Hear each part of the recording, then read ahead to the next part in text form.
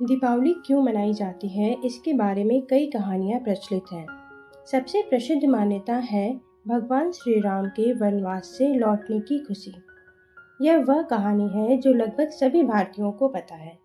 कहा जाता है कि मंथरा की बातों में आकर कैकेयी ने दशरथ से राम को वनवास भेजने का वचन मांग लिया। इसके बाद श्री राम को वनवास जाना पड़ा। 14 वर्ष का वनवास बिताकर जब भगवान राम अयोध्या लौटे तो नगरवासियों ने उनका भव्य स्वागत किया और तभी से दीपावली मनाई जाती है। पांडवों का अपने राज्य लौटना। महाभारत काल में कौरवों ने शकुनी मामा की मदद से शतरंज के खेल में पांडवों को हराकर छल पूर्वक उनका सब कुछ ले लिया और उन्हें राज्य छोड़कर 13 वर्ष के लिए अज्ञातवास के लिए जाना पड़ा। कार्तिक अमावस्या को 5 पांडव युधिष्ठिर, भीम, अर्जुन, नकुल और सहदेव 13 वर्ष का अज्ञातवास पूरा कर अपने राज्य लौटे। उनके लौटने की खुशी में राज्य के लोगों ने दीप जलाए। माना जाता है कि तभी से कार्तिक अमावस्या को दीपावली मनाई जाती है।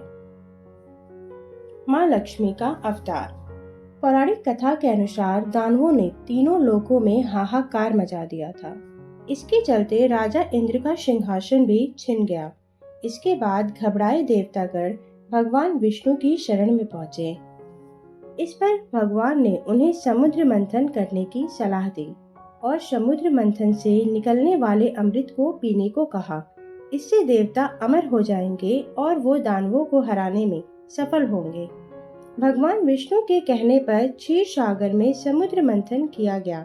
समुद्र मंथन के दौरान ही माँ लक्ष्मी की भी उत्पत्ति हुई थी, जिन्हें भगवान विष्णु ने अपनी अर्धांगिनी के रूप में धारण किया। वो दिन कार्तिक अमावस्या का था और तभी से इस दिन को दिवाली के रूप में मनाया जाने लगा और लक्ष्मी जी की पूजा की जाने लगी। नरक चतुर्दशी की कथा। पौराणिक कथा के अनुसार भगवान कृष्ण अपनी पत्नियों के साथ द्वारिका में रहते थे।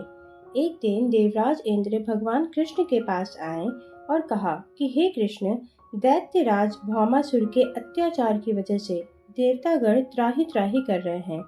भौमासुर को ही नरकासुर के नाम से जाना जाता है।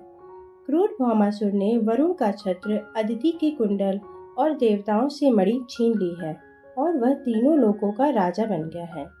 भौमासुर ने पृथ्वी के कई राजाओं और आमजन की कन्याओं का भी हरण कर लिया और उनको बंदी गृह में डाल दिया है। कृपया करके इन तीनों लोगों को उस क्रूर राक्षस से बचाइए। देवराज इंद्र की बात सुनकर भगवान कृष्ण अपनी पत्नी सत्यभामा के साथ गरुड़ पर सवार होकर प्रागज्योतिषपुर पहुँचे, जहाँ क्रूर भौमासुर रहता था। भगवान कृष्ण ने पहले अपनी पत्नी की मदद से मूर नामक दैत्य के साथ उसके 6 पुत्रों का वध कर दिया।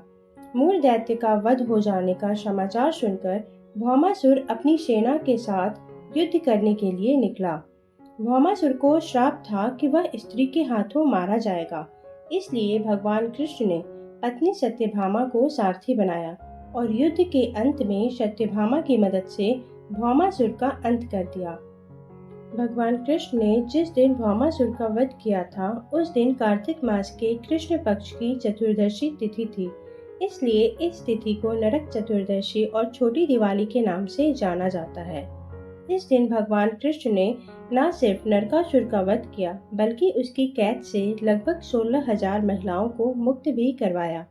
इसी खुशी के कारण दूसरे दिन दिवाली मनाई जाती है। अगर ये वीडियो आपको अच्छी लगी हो तो प्लीज़ वीडियो को लाइक करें, शेयर करें और सब्सक्राइब करें। धन्यवाद।